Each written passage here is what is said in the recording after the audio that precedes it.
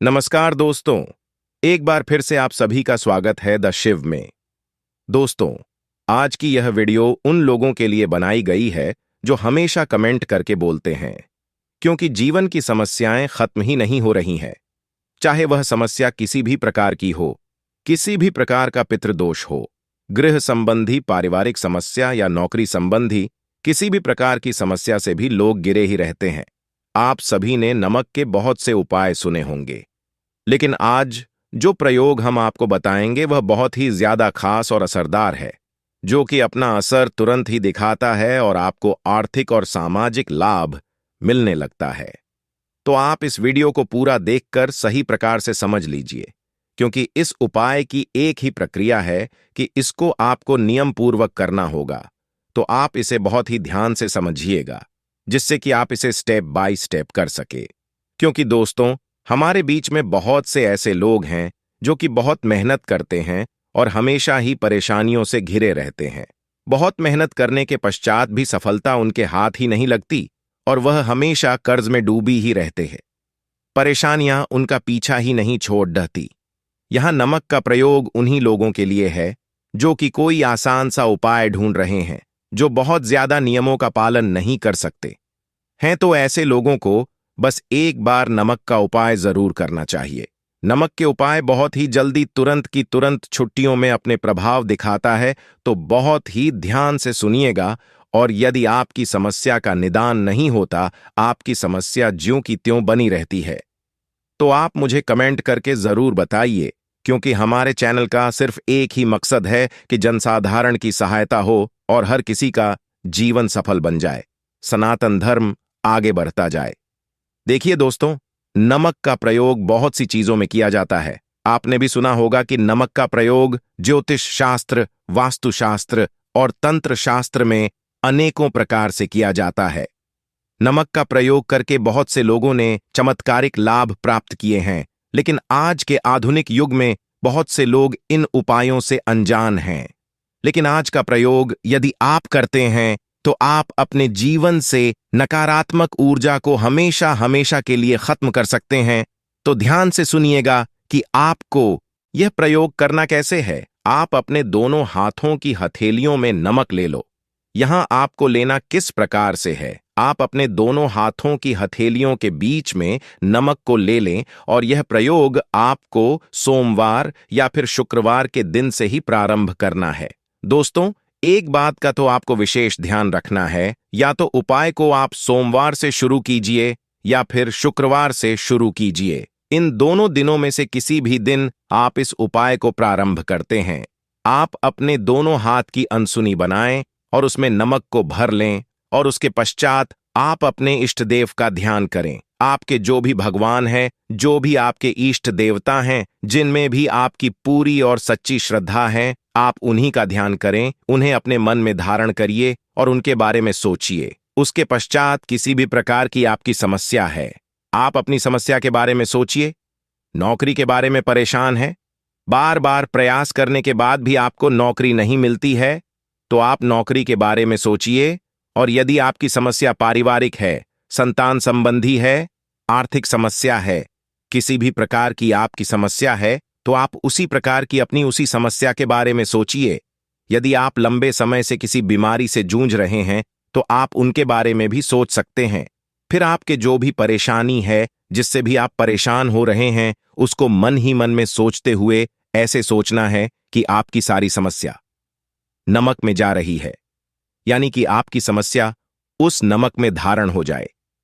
एक और बात का यहां पर ध्यान दें कि जब आप अपनी उस समस्या के बारे में सोच रहे हैं, उस समय आप अपने इष्ट देव को भी याद करते रहे और नमक की तरफ देखते रहे। ये आप शिव जी को मानते हैं तो आप शिव जी को अपने मन में धारण कर लें, और यदि आप हनुमान जी को मानते हैं तो हनुमान जी की छवि को अपने मन में धारण कर लें। दोस्तों, आप चाहे तो एक चौपाई का भी पाठ कर सकते हैं। उस चौपाई को आप अपने मन ही मन में दोहरा सकते हैं। तो चौपाई कुछ इस प्रकार है, आप ध्यान से सुनिएगा। कवन सो काज कठिन जगमाही जो नहीं होइता तुम पाही। आपकी बात श्री राम तक पहुंचा देंगे।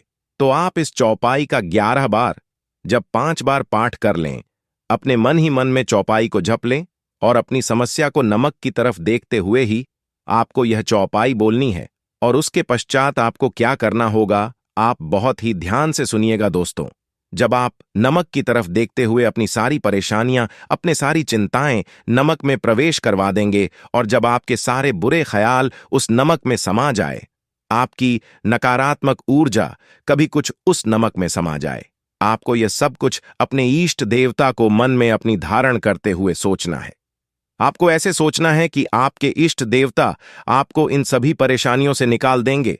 ऐसा करने के पश्चात आप खुद नमक को अपने घर में बिल्कुल भी ना रखें और ना ही आप इसको अपने घर में कहीं फेंकें। या तो आप इसको कहीं घर के बाहर बैठे या फिर कहीं ले जाकर मिट्टी में दबा दें। चाहे कुछ भी हो दोस्तों, आपको इस नमक का इस्तेमाल बिल्कुल भी नहीं करना है कि तुरंत ही आपको इस नमक को घर से बाहर कर देना है। ऐसा करते के साथ ही आपको तुरंत ही आभास होने लगेगा कि आपकी जो परेशानियां थीं वह कम होने लगी हैं और अब धीरे धीरे महसूस करेंगे कि आप जैसे जैसे यह उपाय करते जा रहे हैं, आप अपनी समस्याओं से मुक्त होते जा रहे हैं। अब आप इस बात का ध्यान रखें कि जिस दिन भी आपने यह उपाय किया है, चाहे आपने सोमवार में किया है या फिर शुक्रवार में किया है, यानी कि कुल आपको 3 दिनों तक इस उपाय को करना है। यानी कि आपको लगातार 3 दिनों तक इस उपाय को करना है। आपको इसी प्रकार से अपनी हथेलियों में नमक भर लेना है और आप महसूस करेंगे कि जैसे जैसे आप उपाय करते जा रहे हैं, आपकी समस्याएं समाप्त होती जा रही हैं। बस इस बात का ध्यान रखें है कि आपको लगातार यह प्रयोग 3 दिन तक करना है। यदि आपने सोमवार में प्रयोग किया है तो आपको सोमवार, मंगलवार और बुधवार करना है, और या फिर यदि आप शुक्रवार से इस उपाय को आरंभ करते हैं तो आपको शुक्रवार, शनिवार और रविवार 3 दिन इस उपाय को कर लेना है। अब दूसरा उपाय, जिन भी लोगों को पितृदोष की समस्या है, यदि वह कुछ भी काम करने जाते हैं तो हर काम में पितृदोष अड्डहच्चन पैदा कर देता है, कुछ भी करने में सफलता प्राप्त नहीं होती है। ऐसे लोगों को क्या करना है, बहुत ही ध्यान से सुनिएगा। शनिवार के दिन 8 कील आपको ले लेनी है और साथ ही आपको लेना है एक कागज में नमक आपको इतना लेना है कि जो अपने वहां 8 की ले ली है, 8 की 8 किलो नमक में छुप जाएं। आपको क्या करना है कि आप पहले कागज पर 8 किले रखें, उसके बाद उस पर नमक रखें, फिर उसकी एक पुडधिया बना लें, फिर उसको आप पीपल के वृक्ष के नीचे जाकर दबा दें, क्योंकि पीपल के वृक्ष में भगवान विष्णु का वास होता है और वहां पर जाकर यदि आप यह उपाय करेंगे तो आपके 2 कष्ट तुरंत के तुरंत ही समाप्त हो जाएंगे। अब मैं आपको तीसरा और बहुत ही सटीक उपाय बता देता हूं। यदि आपके घर में कोई वास्तु दोष है, जैसे कि आपने देखा होगा कई बार लोग बना बनाया घर खरीद लेते हैं, इसलिए वे घर को अपने अनुसार नहीं बनवा पाते हैं। ऐसे में वह अपने घर को तोड़ डज भी नहीं सकते, कुछ नया सामान भी नहीं लगवा सकते। तो उन लोगों को क्या करना होगा, बहुत ही ध्यान से सुनिएगा। घर में वास्तु के कारण जहां पर भी क्लेश होता है, आपसी अनबन बनी रहती है, घर में आपस में भेदभाव बने रहते हैं। ऐसे में जहां पर वास्तु की समस्या है, चाहे वह रसोई घर हो या फिर बाथरूम हो, जहां पर भी आपको लगता है कि यहां पर वास्तु की समस्या है, वहां पर आपको एक नमक की पोटली बनाकर रख देनी है। जी हां दोस्तों, आपने बिल्कुल सही सुना। जहां पर भी आपको ऐसा लगता है कि ये जगह वास्तु के अनुसार सही नहीं है, वहां पर आप नमक की एक पोटली बनाकर रख दे और फिर उसके बाद आप उसको 7 दिन के बाद बदलते रहे। जैसे कि यदि आप एक पोटली रख रहे हैं, फिर उसको आप 7 दिन के बाद चेंज कर दें। ऐसा आपको 21 बार करना है। टोटल आपको 21 पोटली बदलनी है। इस तरह से उस दिशा का पूरा वास्तु दोष खत्म हो जाएगा। नमक में इतनी शक्ति होती है दोस्तों, हम यहां पर जो भी आपको उपाय बताते हैं वह पूरी तरह से सटीक होते हैं। दोस्तों, बहुत ही गहन अध्ययन के बाद हम ये उपाय आप सभी के लिए लेकर आते हैं। चाहे तो हमारे चैनल पर जाकर कुछ अन्य उपाय भी देख सकते हैं, क्योंकि हम यह सारे उपाय आप सभी के मार्गदर्शन के लिए लेकर आते हैं। तो यदि आपको कोई उपाय अच्छा लग रहा है और आप अपनी समस्या के निवारण हेतु यदि कोई उपाय करना चाहते हैं, तो आप जरूर इन उपायों को कीजिए, लेकिन पूरी श्रद्धा और विश्वास के साथ, और पूरा उपाय यानी कि उपाय को करते समय उसको पूरा कीजिए। उपाय को बीच में मत छोड़ दें, अन्यथा आप बेकार ही परेशान होंगे कि हमें उपाय का पूरा परिणाम नहीं प्राप्त हुआ। अगर दोस्तों, यदि आप पूरी श्रद्धा विश्वास और नियम के साथ जितना उपाय को करते हैं तो उसका 100% रिजल्ट आपको मिलेगा। लेकिन सभी उपायों का एक ही नियम है कि सभी को पूरा नियम के अनुसार किया जाए। तो यदि आपको कोई उपाय समझ में नहीं आया तो आप वीडियो को दोबारा से देख सकते हैं या मुझे कमेंट करके भी पूछ सकते हैं।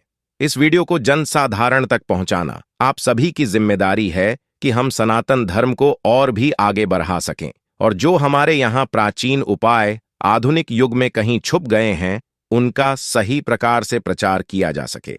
यदि आपको यह वीडियो अच्छी लगी है तो वीडियो को एक लाइक कीजिए और यदि आप चैनल पर नए हैं तो द शिव चैनल को सब्सक्राइब करना ना भूलें।